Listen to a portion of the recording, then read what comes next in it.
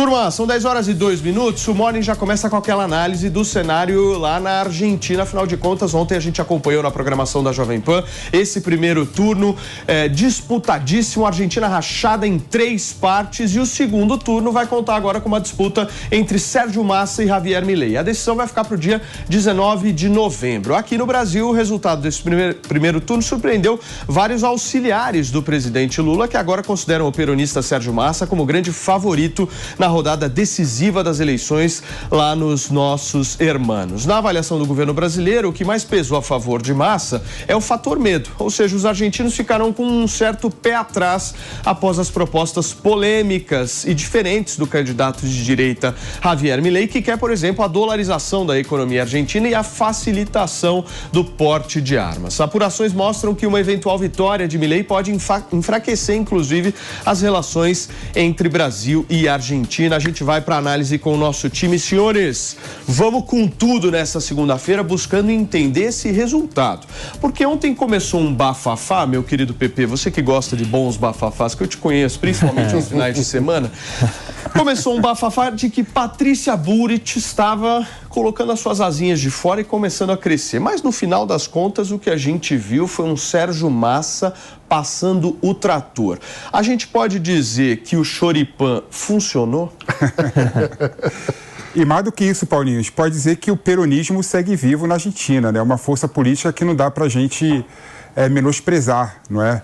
Tem cerca de 30% dos votos em todas as eleições, é o menor piso histórico do peronismo, mas mesmo assim, como a gente viu, o Massa é um candidato competitivo e quem o peronismo apontar vira, com toda certeza, favorito.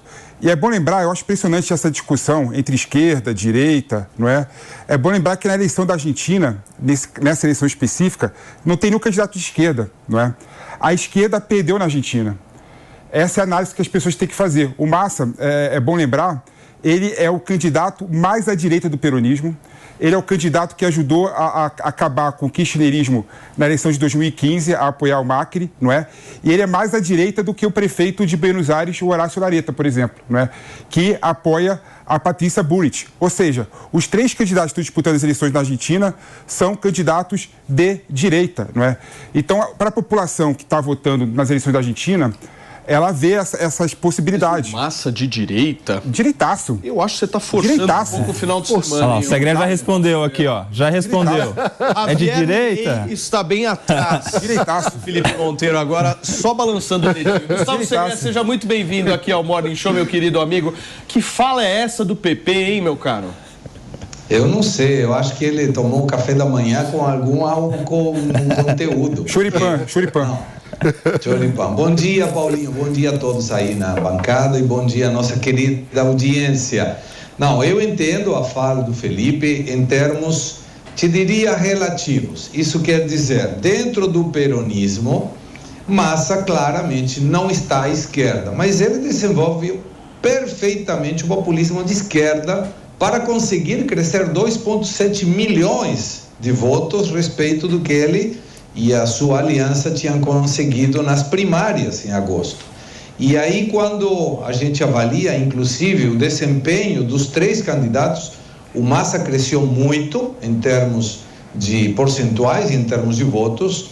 O Milei perdeu um pouco dos votos que ele tinha recebido nas primárias e que muitas pesquisadoras, empresas, institutos de pesquisas colocavam a possibilidade, inclusive, que ele ganhasse em primeiro turno, o que ficou muito longe de acontecer, e quem perdeu muito mais foi a Patrícia Bullrich, que não somente não conseguiu manter os votos que tinha obtido a sua aliança nas primárias, sino que perdeu os votos. E aí a explicação, tentando dar uma justificativa do acontecido, e isso com informações claramente parciais, é que muitas das pessoas que não foram votar nas primárias, muito provavelmente pelo descontente que tinham com o atual governo, eles se mobilizaram nessa eleição agora de ontem, e muitas pessoas que tinham ido votar nas primárias, tanto do Milei quanto da Patrícia Bullrich, não foram votar. Especificamente no caso da Bullrich, pessoas de mais idade. Ontem, determinados estados provinciais tiveram problemas climáticos teve inclusive um alerta meteorológico para a cidade de Buenos Aires, o que acabou não acontecendo, mas teve, sem dúvida nenhuma, uma carência de votos de quem já tinha votado na Patrícia Bullrich e no Milei e uma afluência de votos de quem não tinha ido nas primárias e participou agora. E a resposta é fácil de explicar no caso das pessoas que foram votar. Eu mesmo presenciei ontem, Paulo, a forma de captar a vontade das pessoas para irem votar. Por exemplo, num dos municípios, e isso aplicou em todos os municípios peronistas, sobretudo na província de Buenos Aires, que é governada estadalmente, ou seja, o governo do estado é peronista, é o Axel Kicillof, levando as pessoas através de ônibus pagos pelas prefeituras peronistas, e em frente de cada uma das escolas que tinha eleição, que participava do processo eleitoral, tinha choripã e suco. E eu não somente vi, eu peguei, inclusive, para mostrar qual era o suco ou choripã. E não perguntavam por quem votou, nada. Era atravessar a rua e pegar o seu choripã. Então, as pessoas eram motivadas a ir votar porque te levavam até o lugar da votação e te davam comida. E é lamentável, mas é a realidade populista e funcionou para o Sérgio Massa. Agora é impressionante, né, Segré? Aqui a gente vê pão com mortadela, lá um belíssimo chimichurri com uma boa linguiça, né? Você tem uma diferença. Agora está explicado. Agora está explicado.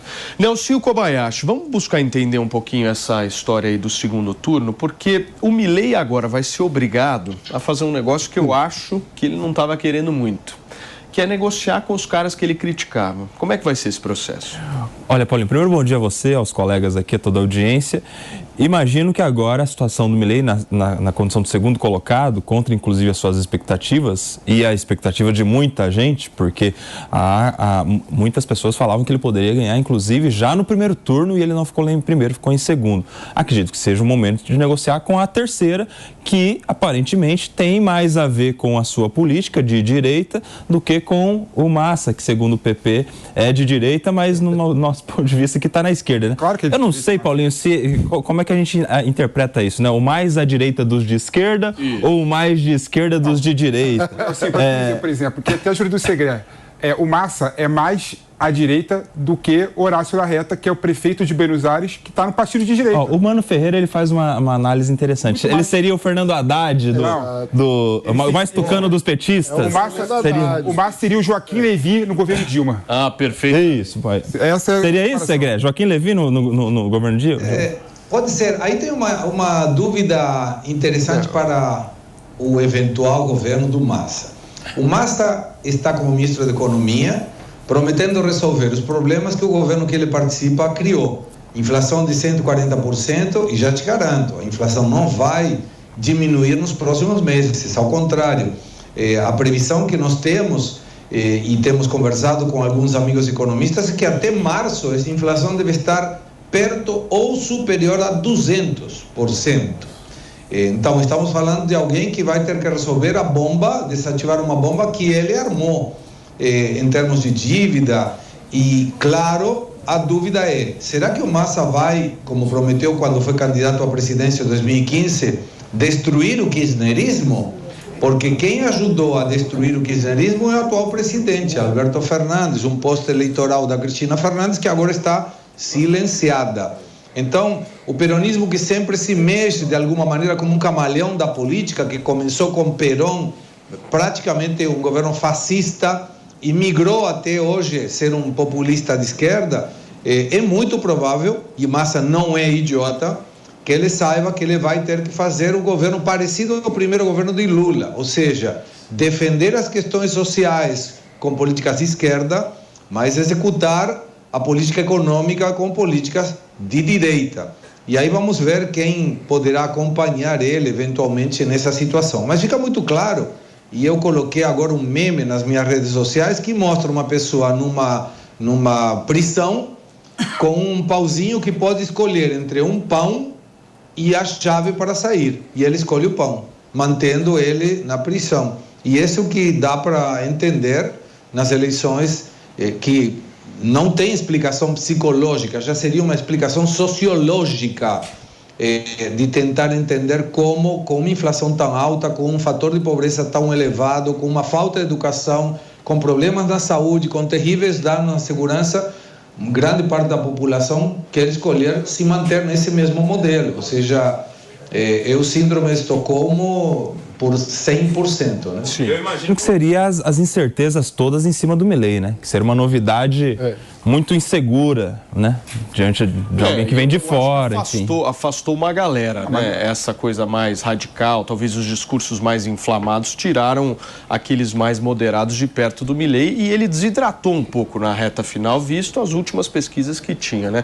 Agora, a dúvida que eu tenho para vocês é a seguinte, nós tivemos 5 candidaturas, né? A gente está falando muito das 3, mas tem outras 2 candidaturas de esquerda, uma mais de extrema esquerda, outra um pouco mais moderada, mas também de esquerda, que naturalmente esses votos, a tendência, né, Segré, esses votos irem para o Massa, né? Se eu não me engano, acho que são 10% aí se juntar esses 2 candidatos. Um teve 7%, o outro teve 2% ou 3%. Sim. Aí a minha dúvida é a seguinte, o segmento da Patrícia Burit, que é essa direita um pouco mais moderada, ele tá muito fragmentado, né? Não é certo que esses votos vão direto para o Milei. O Massa tem aí um campo bom para tentar conseguir aí uma certa moderação, e esse discurso de que, olha, o Milei representa o medo, a instabilidade, eu represento de alguma forma uma certa continuidade. Como é que você vê isso, essa fragmentação do eleitorado da Patrícia? Tá, vamos aí. A Breckman, que é uma candidata de esquerda, conseguiu 2,9%, 3%, vai. E o Schiaretti, que esse é peronista de verdade, ele é peronista de verdade. Atual governador da província de Córdoba, segundo estado provincial mais importante, depois de Buenos Aires, e ele cresceu muito, porque tinha 4% e chegou agora a 7 pontos e alguma coisa. Esses 2 eleitores, com certeza, irão votar no Massa. Numa segunda turno, dificilmente parte desses eleitores vai migrar para o Milei. Estão nas antípodas de ideias, propostas e pensamentos. Já no caso da Patrícia Burit, Paulo, me parece mais automático. O eleitor da Patrícia Burit dificilmente votaria no Massa. É muito estranho que isso aconteça. Agora, tem uma franja dos eleitores da Bullrich que foram aqueles que votaram Rodrigues Larreta nas primárias e que de alguma maneira agora acompanharam, pelo menos maioritariamente, que eles podem ter sim uma migração para a Massa. De fato, Horácio Rodrigues Larreta é amigo do Sérgio Massa, trabalharam juntos e é uma maneira de dizer, não, estamos em propostas separadas, mas todo mundo sabe que ganhando um, o outro estaria perto desse que ganhasse. Então, são finais abertos, começa uma outra eleição a partir de hoje, não é mais válido o que aconteceu, agora é o que virá a acontecer.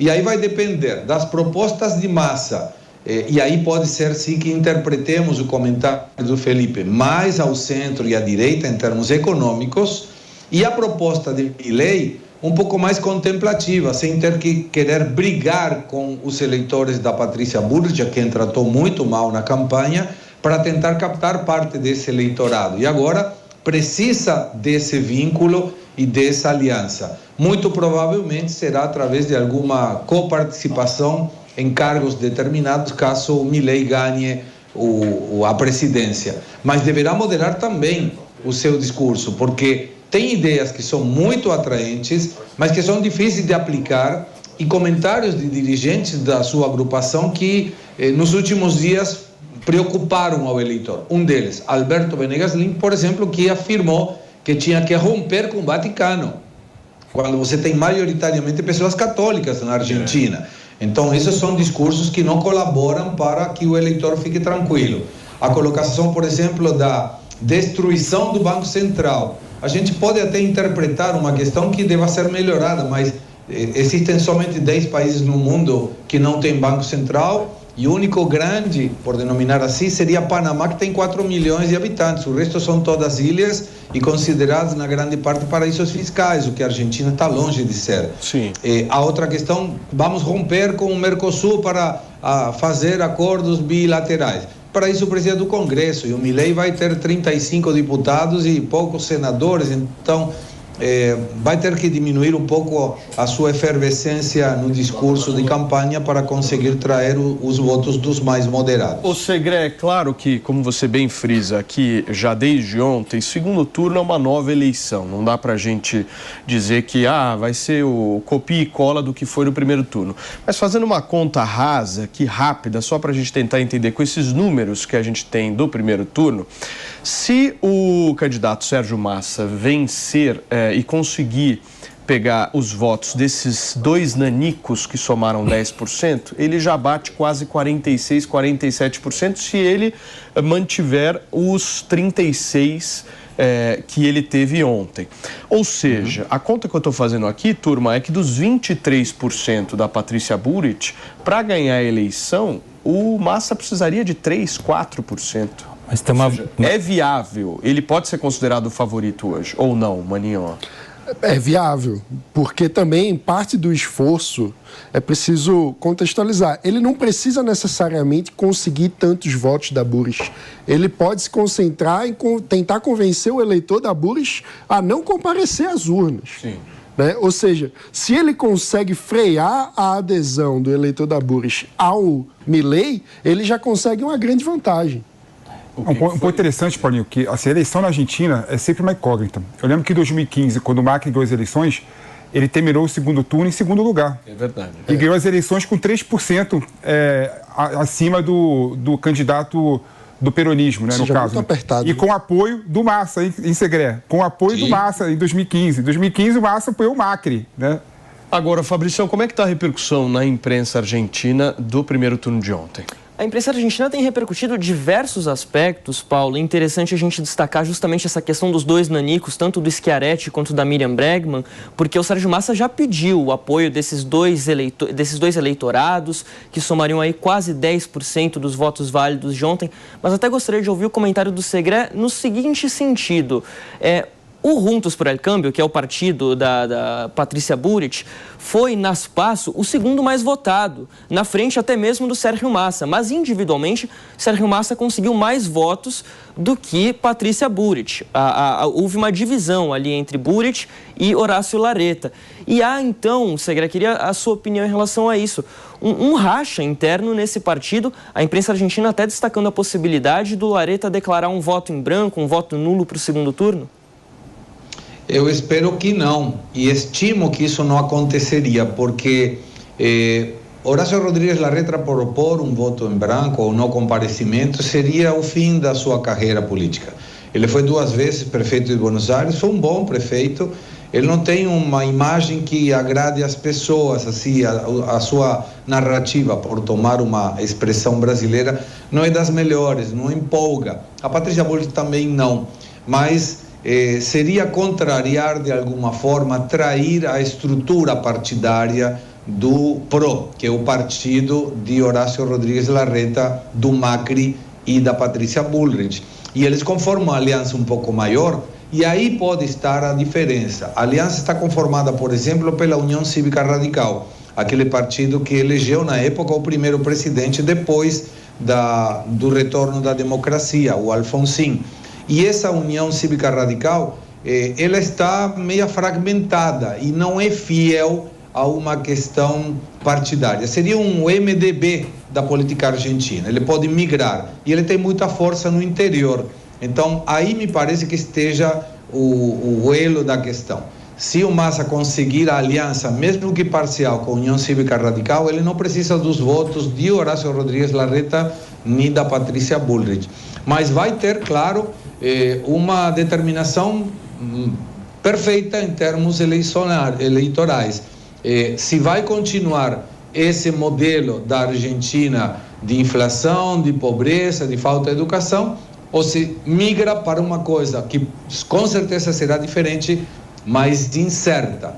E aí é que vem a grande vantagem do Massa. Muitas vezes preferimos um mal conhecido que um bom por conhecer, né? Agora você vê como é interessante, né? Uma das principais características aí de outsiders é a ausência da habilidade política, né? Eu tenho certeza que o Milei agora deve estar extremamente arrependido, né, ô Segré, de talvez ter espizinhado tanto o eleitorado da Patrícia Burit, porque agora ele precisa desse eleitorado de todas as formas. Então, talvez, obviamente que tudo é uma questão de show, né? A gente percebe que o Milei só conseguiu chegar nesse patamar por conta do discurso agressivo, a serra elétrica, tal. Isso tudo ok. Só que talvez se houvesse um planejamento um pouco melhor, eu não tenho dúvida que ele teria muito mais facilidade de trazer esse eleitorado. Agora, o principal desafio dele é exatamente esse. Como é que ele vai trazer para perto alguém que ele chutou o tempo inteiro? Esse é o principal desafio, não é, Segré? Para fechar. Sim, absolutamente. E aí é que vem, começou uma nova etapa agora, eleição 19 de novembro. O Milei deve baixar um pouco a sua efervescência, o discurso um pouco mais tranquilo, sem agressões, tentando compor uma aliança junto com a Patrícia Burit, com os seus eleitores, e tentando como objetivo que o Massa não ganhe. Depois a gente vê, seria a resposta que alguns dos políticos me falaram. Mas eu apostaria que agora o Sérgio Massa vai tentar se diferenciar do atual governo. Ele, de fato, é o presidente na função, o Alberto Fernandes está sumido do mapa, e vai, com certeza, tentar se diferenciar do que seria um governo de Cristina no futuro. E muito provavelmente seja ele que consiga o que ele prometeu em 2015, quando foi candidato, de destruir o kirchnerismo. É uma boa possibilidade de fazer aquela promessa, mas tem que ver se o kirchnerismo deixa ele fazer isso. Agora, só para fechar, Paulo, eu cortei o cabelo hoje de manhã só para você não me chamar de Milei, viu? Mas o Segré, você tem que entender o seguinte, meu querido, o seu cabelo não é a principal semelhança, sim a costeleta. É o que faz a diferença.